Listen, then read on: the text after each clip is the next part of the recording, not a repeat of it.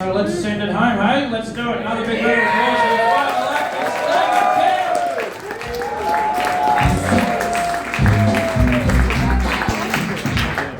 act. Thank you. Welcome to Friday Night Raw.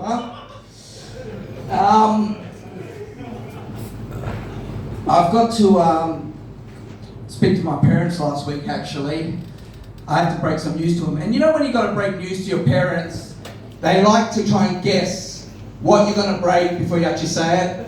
And their answers kind of start okay, but then they get worse. So the mum, dad, I've got to tell you something. And bang, they start going. You got a girlfriend? No. You broke up with your girlfriend? No. You got a new job? No. It gets to the point where it gets to, you got a boyfriend? No. You hit someone in the car? No. You know, it just keeps going up. Stop. Next week I'm actually doing Monday Night Raw, doing stand-up. Thank you. Mum and Dad aren't here tonight, by the way. And the reason they're not here, you know, you get that whole mum's face goes all white. Dad starts saying, I send my son to private school, and what are you going to be, a bum doing stand-up? And I'm like, you just going to be laughed at. And I said, yeah, that's the whole point of stand-up, Dad, is to get laughed at. And then my friends say, I can't do that. I can't do stand-up. You know, I'm scared of that. That thing makes me kind of anxious, afraid. And I say to them, you know what scares me? Or you know what I hate? You know what my pet hate is? Going to a shopping mall, and you know those people that are positioned in the shopping mall at the front or at the entrance, and they want to, you know, greet you, say, hey man, how you going? But they're actually con artists. They're there to suck you in and act like a spider and kind of be like, they don't care how I'm feeling. They don't care what colour I'm wearing. They want me to sign up for their stupid, you know, kind of welfare or animal safety or some kind of child civilization. That's like, so I've had to develop strategies, and I'm here to teach you those strategies, right? I'm going to hit, because you got to watch out for them. They know the entrance, the exit points. They're like breathalyzers. Sometimes you don't even see them. You're just walking, shopping, and boom, they got you. Hey man, how you going? And sometimes you might be a bit lucky. You might be a bit lucky that someone else has got their attention. But what I usually do is I do a few things with them. I like to play around with them a bit, you know, mess with them a bit. So I'll start off by doing the whole, hey man, how you going? Suck a fat one. You know, and they'll kind of be, it throws them off a bit. Or I might do the whole kind of Rain Man kind of impersonation. It's like, hey man, nice shirt there. Green shirt. No, I don't really like my green shirt. I prefer my red shirt, really. Yeah, my red shirt. Yeah, it's not really good. How you going? I'm not really going that great, man. Yeah, I think I should keep walking, man. Keep walking. Do you mind, you know, I'll still, no, gotta go. Or the third one is, I like to do the, I've just got out of jail kind of aspect. So, you know, hey man, how you going? Yeah man, I just got out of jail, man. Yeah, just on parole. I'm feeling a bit stabby. You know? And they're kind of like, yeah, okay, move on. But sometimes you got to pull out the big guns. Sometimes there's a real pro that's able to pull you in, and I pull out the big ones. So I carry my trusty itinerary with me on this kind of situation.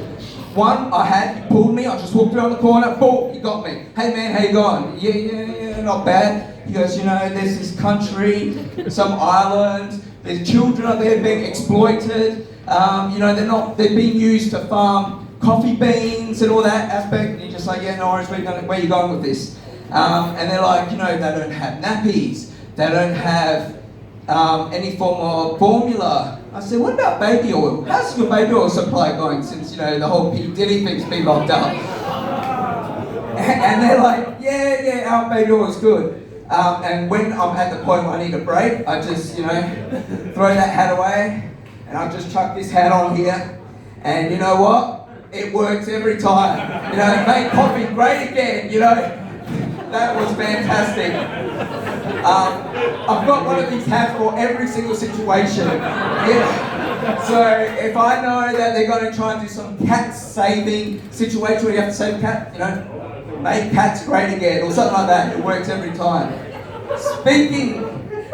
Thanks Tom. Speaking of that man there who wears that hat, we won't mention names, who walks into a country and kidnaps a president of South America?